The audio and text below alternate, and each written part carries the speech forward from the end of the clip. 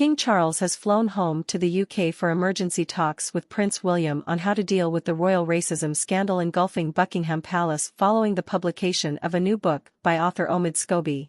The top monarchs will gather to develop a battle plan on how to deal with the potentially devastating consequences of publishing an endgame. As everyone already knows, the two main members of the royal family were mentioned in the book as having previously noted potential skin color before the birth of the Duke and Duchess of Sussex's firstborn, Prince Archie. The Daily Express chose not to name the two members of the royal family whose names were mentioned in the first edition of the Dutch editions of the book, released last week.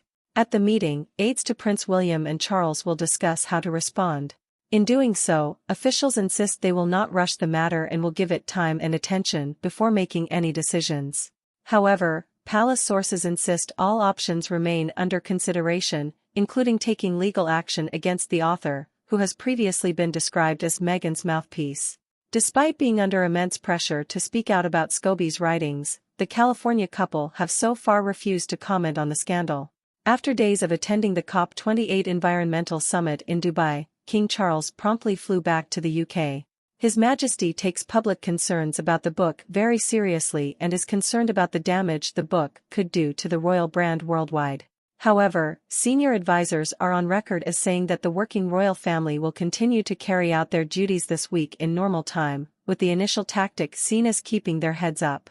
Charles and Camilla are currently in Sandringham.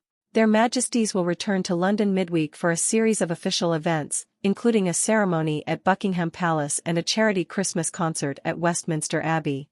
A source close to the palace told the Sunday Telegraph, "Discussions have taken place and we will continue those discussions this week. But they will not be held in the form of crisis talks. Decisions will be made with care, time and professionalism, not in a weekend rush."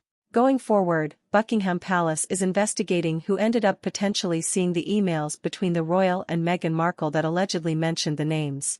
However, sources say they are confident that the leak did not originate from within the palace walls. They suspect that only a tiny handful of people may have seen the letters. Meanwhile, Scobie has attempted to distance himself from the Sussexes, writing on X, earlier on Twitter, "I'm not Meg's buddy."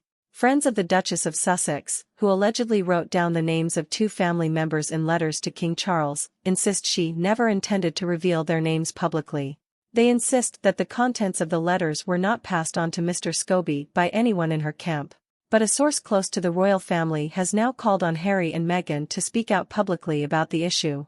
The source said, "For a couple who have spoken about the deaths of thousands of people without comment, silence at this point sounds deafening." Another insider added that the decision not to respond was interesting given the Sussexes' previous complaints about the lack of support in response to negative press articles. Meanwhile, former Prime Minister Boris Johnson suggested that questions about the color of a child's skin could not be considered racist.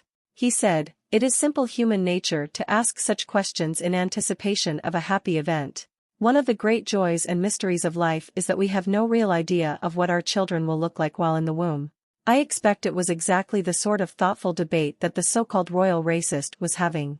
And Sir Trevor Phillips, the former head of the Commission for Racial Equality, called the story nonsense and said the comments were just a sign of excitement. The scandal, which Scobie was forced to insist was not a publicity stunt, kept the final in the headlines for more than a week. Excerpts of it were published in a French magazine a few days before its release. The most gripping excerpt, published in Paris Match magazine, claimed that there was a second so-called royal racist. In 2021, Harry and Meghan hinted at a member of the royal family expressing discomfort about Archie's skin color. A year after they left royal duties, they told Oprah Winfrey in their lauded interview that there had been talk about how dark Archie's skin would be when he was born. She did not name the family member, saying at the time, "I think it would be very damaging to them." The names did not appear in the English edition of the book released Tuesday. Scobie wrote a paragraph saying he could not release their names under UK law. But those names appeared in the Dutch version of the book, prompting the publishers to destroy copies that were on sale.